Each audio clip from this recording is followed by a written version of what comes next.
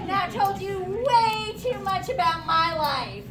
So I am going to introduce the next comic and let him tell you way too much about his. Does that work? Yeah. All right, give it up for Pat Paulson.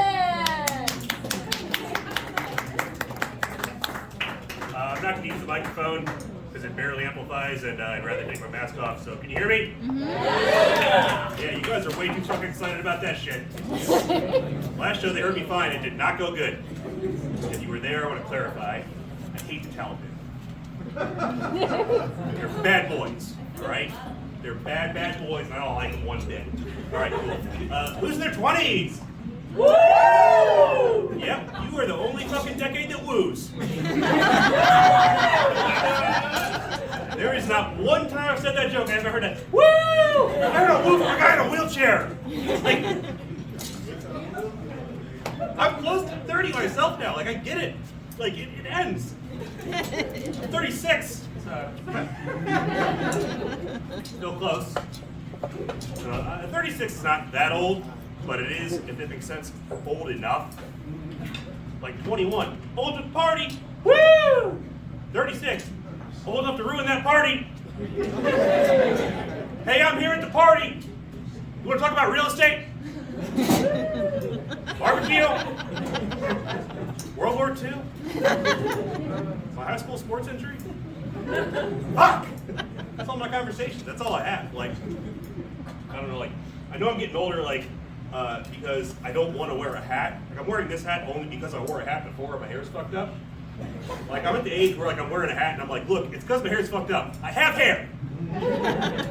This is not covering up baldness. Also, just in my apartment building, I used to see kids smoking weed all the time. And now I don't. Now I catch them. Which I don't mean to. I used to go around the corner with my dog and the kids would be like, oh, hey, what's up? And now I go around the corner with my dog and like,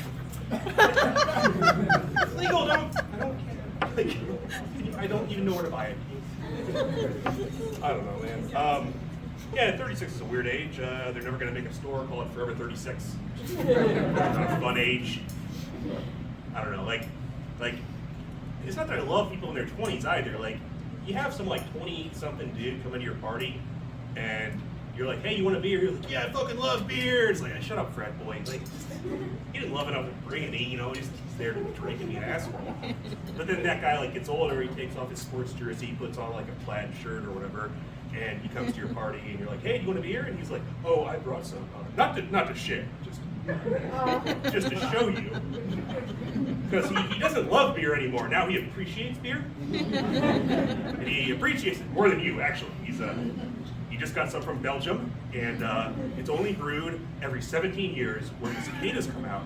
And the Brooks sing them a song, and I've never heard the end of that conversation. I leave immediately. So, yeah, I don't know. Saw my parents over the holidays. Anyone else? Yeah. Yeah, you saw my parents? Stupid. They're older than me even, which is crazy. They're retired actually, and my dad is treating retirement like he's on summer vacation until he dies. Like he worked 40 years for the same company since he finished college. 40 years, never took a day off, like crazy. And then he retired, and he's like, it's fucking rumpus time. Like he's crazy. Like he does not respect my time. He's like a kid. He is like a kid on summer vacation. Like I'll be working. He's like, I want to go get ice cream. I'm like, well, I gotta work. He's like, why do you have to work? That's how it is. He's like, what? It's not fair. I'm like, I fucking know. He takes my car out, doesn't put gas in it. It's like he's getting revenge. He really is. And like he's addicted to social media. Like he spent my whole childhood going, don't talk to strangers. And now he's talking to every stranger. Like he's never stopped talking to strangers. He has one opinion, every stranger's gonna hear it. And it's my fault. Because like one time I left work and I left my phone out, and I came back and I was like fucking around with it. And I'm like, what are you doing, Dad? He's like, I'm on Facebook. And I'm like, don't do that, it's not for people your age. And he's like, you do it. And I'm like, yeah, well, when I was your age, we didn't know any better. They gave it out in school, you know, and I got hooked.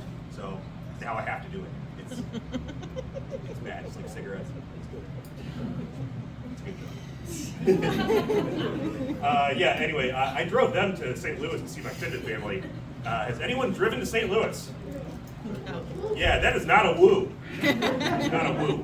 And I drove the long way, which is, I went at the 70 and drove across most of the country.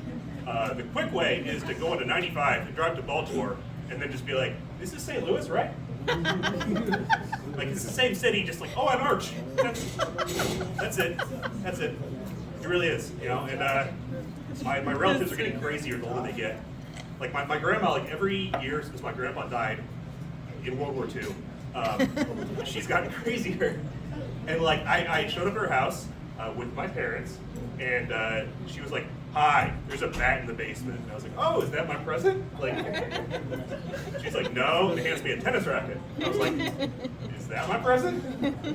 She's like, no. It's like, take care of it. Why? Because you're the man of the house. And I looked at my dad, and he's like, I'm on fucking vacation. Like, he didn't care. Like, I'm supposed to kill or train in tennis or a bat? Is that something they used to do back in the day? Like, just kill around with a tennis racket? It's like, I don't know if that's something she invented because she's crazy or she remembered because she's old. I have no idea. So, like, I did the right thing. I went down to the basement, and I walked out the basement back door, and I went to the exterminator, and I was like, as you can see, my mom is crazy. Can you come here and take care of her? That's mean, sorry. Who writes such shit? That's terrible. That's terrible. That's terrible. Also, my brother, don't see him real often because he's in Colorado. He's a professional ultramarathoner. Yeah, ooh, I know. Like, he always looks like he just survived something. Like, he's so skinny, it's ridiculous. Like, he looks like a skeleton. He looks like he's scraping a skeleton. It's wild. And, like, I don't know, like, he historically has always just survived something. Really, like he loved, like, long distance, like, extreme sports, like, ever since we were kids. And we went to the Olympics in '96 to watch the marathon. And we were in the little square when that guy blew himself or blew people up. So we survived that. Then my brother went to Afghanistan for more extreme sports. No, in the army. That's the only way to do it. And he got blown up there too. Wasn't that bad? Wasn't that bad? Really, he didn't suffer that much. And I knew because he was always asking me to send him shit, and it was always like stuff gamers want. Like, he's always like, hey man, can I get some Doritos, some lube, and the new Call of Duty? I'm like, oh, you're not at war. No, anyway though, he took up running there, and he finished the war, came home, and got into the Boston Marathon. And if you can see where this is going, he got into that Boston Marathon, where they had the bomber. Yeah, so he survived a lot of shit. If you see him, thank him for his service, and then duck. As far as I can tell, he's the Forrest Gump of fucking terrorism. It's not over yet, so just watch out. All right, thank you very much for your time on Pat Paulson. Keep it going for Pat. Wasn't he great?